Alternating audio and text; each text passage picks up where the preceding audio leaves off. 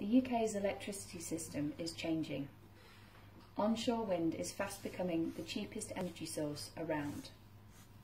Batteries have started to provide us with a way to save renewable energy generated today to use later.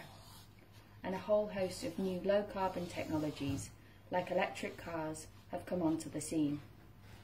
The situation has become more complex, and with it has come opportunities and challenges.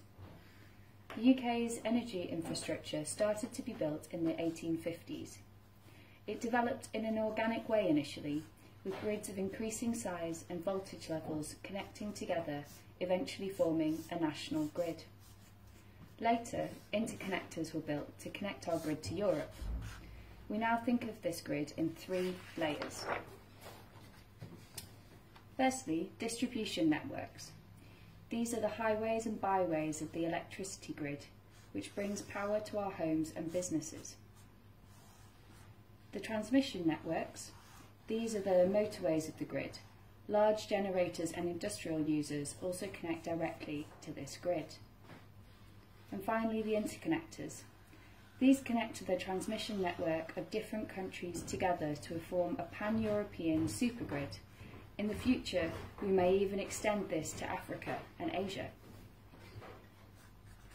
Each layer ensures that users with different levels of demand for energy can access the right level for their activities, and power can be efficiently moved from where it is produced to where it is consumed. When the national system was built in the 1940s and 1950s, energy was pumped into the top of the system from large coal power stations.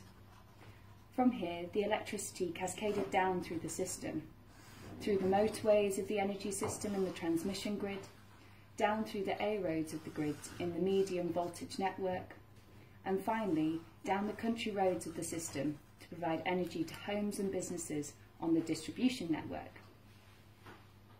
Since the 1930s, the energy system has had a few new bits added to it, mainly in response to the explosion in demand for energy in the 1940s and 1950s. In 1961, we built the first interconnector that allowed us to purchase energy from France, handy when you're not producing enough at home. In the 1960s, we also started building a number of large nuclear power stations. In the 1990s, we dashed for North Sea gas, and a larger amount of power stations started to come from gas turbines, beginning a transition away from coal. All of these changes meant that there were new ways of producing and bringing energy into the country. Ultimately, the setup of the system remained unchanged. Energy flowed down from the top of the grid to the bottom. But from the 1990s on, things started to happen that fundamentally changed the top-down setup. Renewable energy sources come in all shapes and sizes, and so they were installed at different levels of the system. Large renewable energy generators, like offshore wind and big solar farms, have connected to the transmission grid. Smaller wind turbines and solar arrays, including those in people's homes, have been connected to the distribution grid. These changes disrupt the old top-down flow. More energy is now flowing up from the bottom or being generated and consumed at the same level of the system without using the wider grid at all. With the old energy system, it felt like energy was in endless supply, like water coming out of a tap. We could always access energy wherever and whenever we needed it. But the dirty power stations powering the old system have pushed us in the direction of irreversible climate change, with all of the catastrophic social and environmental consequences that come with it. Renewables give us a way out of this problem, but come with a few complexities of their own. Renewables will only provide energy when the wind blows and the sun shines. Whilst there are opportunities in battery storage, we will still have to be smarter and more flexible about how we use energy, matching up when we use power with when it's available. The days of treating energy like a constant supply will be behind us, and we will need to adapt.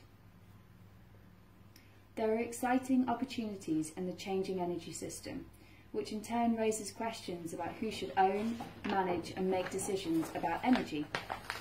Some people have a vision of individuals becoming energy islands, producing all of their own energy, and where there is leftover, selling it directly to their neighbour. Some think that this should all be nationalised and run centrally. And some think that we should look to more collaborative ways of governing these shared resources. Last year, Carbon Coop worked with a group of climate activists,